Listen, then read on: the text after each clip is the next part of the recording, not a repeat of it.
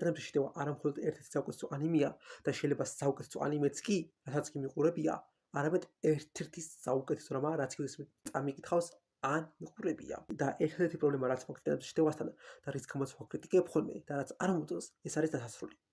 მაგრამ აქვე ავხსნი, არა იმის გამო, რომ ერენმა მხოლოდ 80% დახოცა მოსახლეობის და არა 100%. რეალურად ჩემი შეხედულება და აზრი საპირისპირო. მხოლოდ ერენის გეგმა სისულელე იყო და სხვა რაღაც საკეთებაც შეიძლებოდა. მაგრამ სხვა მხრით თუ მკითხავთ სიუჟეტზე აზრს, ვითხოვდი რომ სიუჟეტი 10-დან 10 თუ არა 9.8, 9.7 ან 6-ია. ერთ-ერთი საუკეთესო სიუჟეტი აქვს და ყველაზე კომპლექსური სიუჟეტი, რაც ოდესმე წამიკითხავს ან მიყურებია. ანუ ღერებ რომ უმეტესად მანგებით ვარ დაინტერესებული და უმეტესად მანგებს კითხულობ და ფილმებს ადრე უყურებ და სერიალებს ნაკლებად უყურებ, ასევე წიგნებს შეხება ვკითხულობ, ძირითადად მანგებზე და ანიმებზე ვარ, მაგრამ ცოტა არ წამიკითხავს და არ მიყურებ ნამდვილად. საუკეთესო თუ არა, ერთ-ერთი საუკეთესოა ნამდვილად. ავტორს აშკარად ყველაფერი გადვლილი აქვს დასაწყისშივე, ყოველ ნაბიჯზე რაღაც plot twist-ი იმალება. დღემდე არ დამიწყებია ჩემი რეაქცია, როდესაც მეორე სეზონის მეორე სერიას უყურებდი, Warriors, მებრძოლები და გამიჟღავდა რეალური ვინაობა ჯავშნიანი და კოლოსალური ტიტანის, რომ ბერტოლდი და რეინერი იყვნენ. მაგ მომენტში როცა უყურებდი, არა მხოლოდ ქართულად უყურებდი თუ ინგლისურად უყურებდი, მაგრამ სრული სერიოზულობით მეგონა მაგ მომენტში, რომ არასწორად თარგმნეს მეთქი. ანუ რაღაცა შეეშალა მაგ მომენტში, არასწორად თარგმნეს და ეგ როცა ბრძოლა დაიწყო და ერენი გადაიქცა და შეუტია და თქვენ აძირლებო რაღაცა, კიდე ისე იმაზე ვიყავ გაჩერებული. მოიცა, ესენი ტიტანები არიან? ანუ ჯერ კიდე არ ვქნა გადახარშული და გააზრებული, რომ ეგ ტიტანები იყვნენ. ანუ და მოულოდნელი იყო. არა მხოლოდ plot twist იყო კარგი და ანუ კარგად დაწერილი, რომ foreshadowing იყო პირველივე სეზონში მაგალითისთვის, რომ ნიშნება გაკეთებული. როცა ანიემ რეინერი კიდე ვითომ მოკლა და მე გადარჩა, ასევე ძალიან ბევრი სხვა მომენტი, მაგალითად როდესაც პირველ რამდენიმე სერიაში ფონზე ისხდა და უსმენდნენ რეინერი და ბერტოლდი, როცა კოლოსალურ და ჯავშნიან ტიტანზე საუბრობდა, ასევე კიდევ ეგ მომენტი, როდესაც ჯაიფკას რომელიც ამათავარჯიშებს მიკასას არმის და ერენს ასევე ამ სამსაც ანიეს ბერტოლდს და რეინერს თვალს არტებს და ყურადღებას არ მიაღწევს, ასევე როდესაც რეინერი საუბრობდა ერენთან, რომ თუ ჩვენი ტრები ტიტანები არიან hand to hand კომბატში და ხელებით ბრძოლაში, მუშტებით ბრძოლაში რატო გავარჯიშებენ, კითხავს რომ სვას ერენს და რაღაცებს მინიშნებს გაძლევს ავტორიც და პერსონაჟიც, ძალიან ბევრი foreshadowing და ძალიან ბევრი მინიშნება იყო მოსაკეთებული, რომ რეინერმა ბერტოლდმა და ანიემ რაღაცა იციან და დიდი ალბათობით ესენი არიან შემოპარული ჯაშუშები, მეორეს რო გამჟღავნებაც როგორ მოულოდნელად გამჟღავდა. შენობაში ყველაფერი არაჩვეულებრივ იყო გაკეთებული, ანუ რამდენი რეაქციასაც არ უნდა უყურო YouTube-ზე.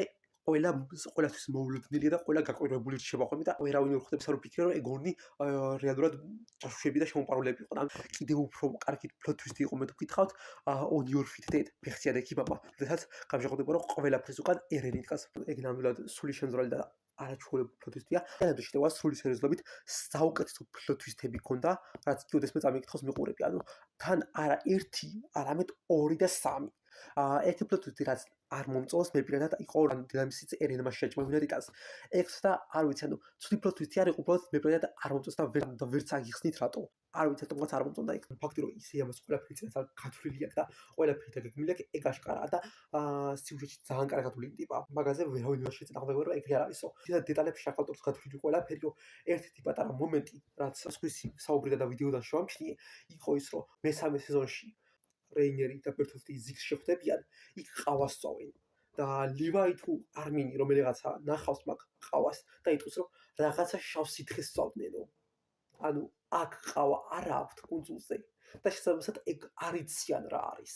ანუ ავტორი ეგეთ პატარა დეტალებშიც კი ეძიება და ეგეთ პატარა დეტალებზეც კი ამახვილებს ყურადღებას. რეალურად სანამ ავტორი გამჟღავნებს რომ დანარჩენი მსვლელო არსებობს, ანუ ამ კუნძულის გარდა გაკეთებული ყველაფერი გათვლილი აქვს ავტორს. ანიმეში უშუალოდ ჰორორ ელემენტები როგორ არის შექმნილი, ანუ ტიტანების დიზაინები იქნება თუ სხვადასხვა სცენები არაჩვეულებრივად პირველ სეზონში და მეორე სეზონს ამ ხეთ ტიტანს წარადგენენ და მე თუ გითხავთ მეოთხე სეზონი და მოყოლებული საუკეთესოა სიუჟეტის მხრივ და უფრო საინტერესო ხდება, როცა ყველაფერი უხმატრიალდება და მთავარი გმირები ხდებიან ტრები, როდა ამერიკას სეზონები, ალბათ ვიტყოდი მეოთხე სეზონი საუკეთესო იყო მე პირველი სეზონი, მთელი ამ სამყაროს და სისტემის წარდგენა, როგორი მისტიკა და რაღაცა საიდუმლოება იყო პირველი სეზონი, რო არ იცი არასდროს არ იცი რა ხდება, რაც უფრო მეც უყურებ, უფრო მეტი კითხვა იჩნდება და რაღაცა ბევრად იმის ქონდეს დაყურები და არ იყო მიჩვეული ესეთ კომპლექსურ სიუჟეტს იგრევს და ვერ მიხვდები რაშია საქმე და რა უნდა მოხდეს შემდეგში. წარმოდგენა არ მაქვს, იმიტომ რომ პირველად საუბრობდი მაგალითისთვის მე ჩემი თეორიები მაქვს, რომ რეალურად ეს რობოტებია შექმნილი, ჯავშნიანი ტიტანი რობოტია, მთავრობამ შექმნა რომ კედელი შემოანგრიო და მოსახლეობა შეამცირდა ალბათ, იმიტომ რომ ანუ საკვები აღარ ყოფილით მეთქი რაღაცა პირველი სერიებში ვითვლი ეს პერსონაჟი მოკვდება, ეს გადარჩება და რებში ყველა პერსონაჟი რომელიც მეგობრებად გადარჩებოდნენ, დაიხოცნენ და მე მთავარი გმირიც მიყვა. და ეს მომენტი უკვე მთავარი გმირი ხომ ეს გადარჩება მეთქი. და მთავარი გმირიც რომ მოკვდა. ნუ ყოველ შემთხვევაში ხომ მეგონა რომ მოკვდა და მართლა რომ დავიჯერე რომ მოკვდა მეთქი და მაგრამ ანუ რა იქნება სიუჟეტი შემდეგში რა მოხდება და მე ძალიან დაბრუნდა და მე აი დაბნეული ვარ რა ხდება ანუ წერენი როგორც მოხდა ეს მომენტი ხო მორჩა ფიქრს წვეთ არ ვიცი სიუჟეტი რა მოხდება არ ვიცი საერთოდ წავა სიუჟეტი უბრალოდ ვუხურებ მიყვები და აი გონებას გავთიშავ უბრალოდ რაც მოხდება მე პრობლემა რაც მაქვს სიუჟეტის მხრივ არის ის რომ 80%-ის განადგურება მოსახლეობისა ანიმეშის გარკვევით არ იყო ნაჩვენები, post credit სცენაში აჩვენეს, მაგრამ Paradise-ის კუნძული მაინც გაანადგურეს. 80%-ის მაგრამ რო განადგურებინა მაგალითად 10%, 5%-ი ხო? ან საერთოდ არ განადგურებინა არაფერი. და უბრალოდ შეეშინებინა ხალხი, მიკასას და დანარჩენებს დაემარცხებინათ ერენი მოეკლათ და გმირები გამოსულიყვნენ მაინც. ხო? და 80%-ის განადგურება არც დაჭირდებოდა მოსახლეობის. მაინც ხო გმირებად გამოჩნდებოდნენ ხალხის თვალში. და მაინც ხო ერენის გეგმა ტექნიკურად იმუშავებდა. კი ეს აზრი იყო რომ 20% რო დარჩება, 20% შურს ვერ იძიებსო. მაგრამ იმ 20% როგორც გზელები მოიკრიბეს, ისევ განადგურეს Paradise-ის კუნძული. ანუ გასაგებია ისიც რომ ერენისთვის მთელი იდეა და აზრი და მიზანი იყო თავისი მეგობრების დაცვა. მაგრამ ანუ 5-6 ადამიანის დასაცავა, სხვა უკეთესი გზა და გამოსავალი ვერ მოიფიქრა, გარდა მოსახლეობის 80%-ის განადგურება. ანუ ეს მომენტი რო ყოფილიყო რომ მთელი კუნძულის ბედი ანაღლებს, კი გასაგები იქნებოდა, მაგრამ 5 კაცისთვის რომ არ ვიცი. ანუ ზიკის გეგმას რომ მიყოლოდნენ, რეალურად ხო იგივე შედეგს მიიღებდნენ. მისი მეგობრები იცოცხლებდნენ, დაბერდებოდნენ, დაიხოცნებოდნენ, ბედნიერები იქნებოდნენ, უბრალოდ მათი შთამომავლობა აღარ გაგზავნებოდა, ხო? ეგ იქნებოდა მთელი აზრი. მისი მეგობრებიც გადარჩებოდნენ და მოსახლეობის 80%-ის განადგურებას არ დასჭირდებოდა. არ ვიცი. ანუ უბრალოდ დებილურად ჩანს ეს ყველაფერი მთელი რეალობაში და ისიც რო არ იყო ახსნილი ზიკის გეგმა რატო არ იმუშავა? ანუ უკვე საკითხებს აჩენს. ეს საინტერესო რამ რაც ავტორმა გააკეთა და ბევრმა ვერ შემჩნდა მით ჩათვლით, იმიტომ რომ თავიდან მეც არ მივაქცია ყურადღება და სხვა მოახსენა მე დავაკვირდი პარალელი გაბისა და ერენის პერსონაჟებს შორის. რომ რეალურად გაბი იქცევა და ისეთივე დაბრმავებულია სიძულვილით და ისე გითივე like twin გამორეცხილია, როგორც ერენი იყო სიუჟეტის დასაწყისში და ისევე არ ესმის რეალური სამყაროში რეალურად რა ხდება მის გარშემო, როგორც ერენს არ ესმოდა სიუჟეტის დასაწყისში. როგორც ერენს ჰქონდა რომ ყველა პრობლემის სათავე იყვნენ ტიტანები და თვითონ ყველა ტიტანს დახოცავდა, ყველაფერი მოგვარდებოდა. მაგრამ რეალურად ბევრად უფრო კომპლექსური და რთული აღმოჩნდა სიტუაცია, ვით თვითონ ეგონა. და მე პირადად ავტომატ არ მოწასასრული და ავტომატ თვლი რომ არ იყო კარგი, პირველ რიგში ვფიქრობ გაჩქარებული იყო და მე თუ გითხავთ ბევრად უფრო მეტი დრო უნდა დაეთმო ავტორს ერენის ბოლო მომენტებისთვის, ეს ჩვენები არა მხოლოდ ერენის და არმინის საუბარი, არამედ ასევე ჩაერთო ერენის და მიკასას დიალოგი მიკასას მოგონებებში, რა აჩვენა მიკასას, არ ვამბობ რომ მაინც და მაინც ყველა პერსონაჟი უნდა გააკეთებინა და ყველა მეგობარზე ეჩვენებინა ეგ, მაგრამ მე თუ გითხავთ, ანუ მიკასაზე აუცილებელი იყო, იმიტომ რომ მიკასაზე ძალიან ცუდად იყო დახარჯული მე თუ გითხავთ როგორც პერსონაჟზე და ძალიან ცუდად განვითარება ჰქონდა. კლიანობაში ის ახსნათ რომ რეალურად იმიკი ამერს უყვარდა მეფე და პრაქტიკულად სტოკჰოლმის სინდრომი ჰქონდა. არ მომეჩვენა ლოგიკური, ანუ ალოგიკური მხრივ კი არ იყო რომ შეუძლებელი ეგ მომხდარიყო, უბრალოდ არ შეესაბამებოდა მე თუ გითხავთ, ანუ ისე გამოვიდა რომ მთელი სიუჟეტის აზრი რომელიც არის ეს თავისუფლებისთვის ბრძოლა, მონობა და რაღაცა, მთელი სიუჟეტის აზრი და დასასრულში გახდა სიყვარული და არა რაღაც თავისუფლებისთვის ბრძოლა, არა რაღაც მონობა და რაღაც ეგეთი. ანუ მთელი აზრი ბოლო ერთ თავში და ორ თავში შეიცვალა ჩემი გადმოსახედიდან. მიკასას პერსონაჟის განვითარება არ იყო დასასრული ნაჩვენები და შეიძლება ითქვას არც იყო მიკასას პერსონაჟი ფაქტობრივად განვითარებული. ანუ თლიანობაში ისე გამოვიდა რომ მიკასას პირველ სეზონის მერე ერენის სახელით ზახლის მეტი არაფერი გაკეთებული და არაფერი მნიშვნელოვანი გაუკეთებია. ერენის კუჩი დაიწყეს რომ დაიცვას და ერენის სახელს იძახეს. მეტი არაფერი, ანუ ლაქშეთ ზაღლივითაა. ანუ ცუდად გამოდის თქვა, მაგრამ პერსონაჟის მთელი აზრი ეგ არის, ეგ გამოდის და სხვა მეტი არაფერი. კიდევ ერთი პერსონაჟი, რომელზეც იმედი გამიცრუდა, იყო ისტორია. ბოლო არქში ფაქტობრივად მოისროლა გავშ ავტორმა არაფერი განვითარება ჰქონია პერსონაჟს. მისი დედოფლად გახდომა ფაქტობრივად გინდა ყოფილა გინდა არა. მაგრამ ეს სიუჟეტის კი არა, პერსონაჟების პრობლემაა. და პერსონაჟებზეც რომ გადავიდეთ, ჰანჯი არის ჩემი საყვარელი პერსონაჟი და უმეტესობა პერსონაჟთა თვალყურებს ძალიან კარგი განვითარება აქვთ. განსაკუთრებით ერენს, ჩემი საყვარელი დაწერილი პერსონაჟების სიაში სადღაც მე-6 მე-7 ადგილზეა ერენი.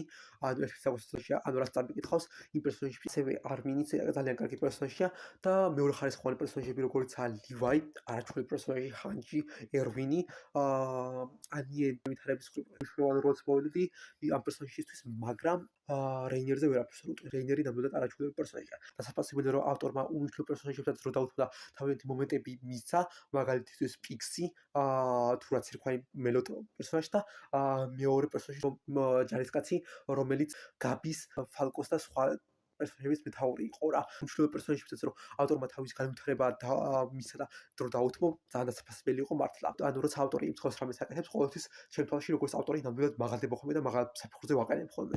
მთლიანობაში პერსონაჟები ალბათ 8.5 8.7 დავწერდი, რა ვიცი. არტს და ანიმაციას რაც შეეხება, მესამე სეზონს ყოველგვარი კითხვის გარეშე ყველაზე ცუდი ანიმაცია ჰქონდა. მერე 4 სეზონის პირველ ნახევარს ასევე ცუდი ანიმაცია ჰქონდა. ანუ CGI-ს თუ არ შევთვლით, CGI ტიტანებს, რომელიც სხვა გამოსავალი ნახოთ არ იქნებოდა სტუდიას, იმიტომ რომ მოკლე დროში მოვიწეთ აკეთება. აგეთ მოკლე დროში ძალიან რთული იქნებოდა რომ გაეკეთებინათ, მაგრამ მაგის გამოწვევა მაინც შეიძლებოდა კარგი რეჟისურით და კარგი კომპოზიტინგით. მაგრამ არ ქონდა ისეთი კომპოზიტინგი ანიმაციებს და თუ გაქვთ მაყურები YouTube-ზე ანიმაცია კი არ აქვს შეცვლილი, უბრალოდ კომპოზიტია აქვს უკეთესად გაკეთებული და ანუ ფერები, ტონები, მსგავსი რაღაცები შეცვლილი. იგივე ანიმაცია უბრალოდ სხვა კომპოზიტინგით და ანუ 1000-ჯერ უკეთესი ჩანს. ეგ იყო პრობლემა. მაინც შესაძლებელი იყო კარგად და ლამაზად გამოჩენილი ყველაფერი, თუ კარგი კომპოზიტინგი ექნებოდა, მაგრამ კარგი კომპოზიტის შესაძლებლად საშინელი უიდეს სერიებს და უმეტეს სცენებს, ანუ ანიმეში. არ ვიცი რატო. ალბათ CGI რო დაემალა და უფრო ბუნებრივი გამოჩენილი იყო, მაგრამ საპირისპირო გააკეთეს მგონი მაგით. ის საუკეთესო ანიმატორი არ მგონია ვინმე შემედავოს თუ ვიტყოდი რომ ტიტანებზე შეტევის ანიმატორებს შორის საუკეთესო იყო არიფუმი იბა, იმიტომ რომ საუკეთესო სცენები მართლა მაგის გაკეთებული იყო ანიეს და მიკასას ბრძოლის სცენა ბრძოლის ბოლო სერიებში, ასევე ბევრისთვის საუკეთესო ბრძოლის სცენა და საუკეთესო ანიმაციური სცენა ლივაის და ხეთწელანის ბრძოლა არიფუმი იმას გაკეთებული იყო. არიფუმი იმას გაკეთებული იყო თავიდან ბოლომდე ბრძოლა, ასევე ლივაის და კენის ბრძოლა დევნის სცენა. არიფუმი იმაი საუკეთესო თუ არა, ყოველ შემთხვევაში ჩემთვის ყველაზე დასამახსოვრებელი იყო არიფუმი იმაი ნამდვილად. ყველა სცენა რომელზეც დამუშავე აქვს, ნამდვილად არაჩვეულებრივი იყო. ფილმებს თავისთავად არაჩვეულებრივი ანიმაცია ჰქონდა. სიმართლე გითხრათ, რეალურად ის სტუდიო CGI ბევრად ვარასი იყო, რომელიც ტიტანებზე იყო გამოყენებული. ანუ მაპას CGI-ზე ბევრად ვარასი იყო. მაპას CGI რეალურად კარგი იყო. თუ შეადრით მაგალითად ვიზის მესამე სეზონს, მესამე სეზონში კოლოსალური ტიტანის CGI აბსოლუტური კატასტროფა. აი საშინელება, მაგრამ ზოგადად CGI რომელიც ტიტანებზე არ იყო, ან პერსონაჟებზე არ იყო გამოყენებული და იყო შენობებისთვის ან რაღაც ფონებისთვის, აი 10-დან 10. ვერც კი მიხვდები თუ არის რომ CGI ან არ დააკვირდები და გამოცდილი არ ახლა ანიმაციაში, ვერც კი შემიძლია რომ CGI-ია, ვერც კი მიხვდები. უბრალოდ მაპას უფრო მეტი ქონა გამოყენებული CGI და ყოველი მეორე ტიტანის CGI ქონა გაკეთებული. მესამე სეზონში რო გადახედოთ კოლოსალური ტიტანის CGI-ს, რომელიც გაკეთებულია ვიზის მიერ, ორიგინალი სტუდიოს მიერ, კატასტროფა CGI-ის სრული საშინელება. მაგრამ როცა საქმე ფონების და შენობების CGI-ს და ანიმაციაზე მიდგება, სულ სხვა თემაა. თავიდან რომ მოვისმე ვიდეოში საკუთრ რომ შეიძლება CGI აქო, თქვი სად რა როდის რანაირად ამდენად რეალისტური, იმდენად კარგად არის ინტეგრირებული 3D მოდელები ან ფონზე გამოყენებული შენობების 2D ანიმაციასთან, რომ ვერც კი შეამჩნევ რომ like CGI-ია თუ არ იცი ან არ დააკვირდი და კარგად like და გარკვეული ანიმაციაში. ანუ ძალიან კარგია.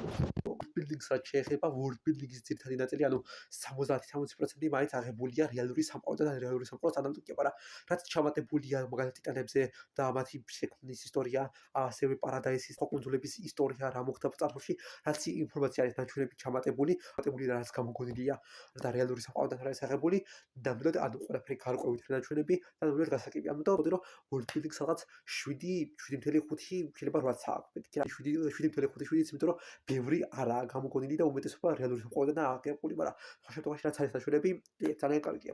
ოღონდ სიუჟეტი პერსონაჟები რაღაცა ყველაფერი შევაფასებინა, world building და რაღაცა ალბათ დავწერდი 9.5. 9-დან 9.5-მდე. ერთ საუკეთესო რამაა რაც გასულ დამეკითხავს. დამჯერე 7-იც რო დავუწერო, ეგეც უკვე ძალიან კარგი შოუ უნდა იყოს.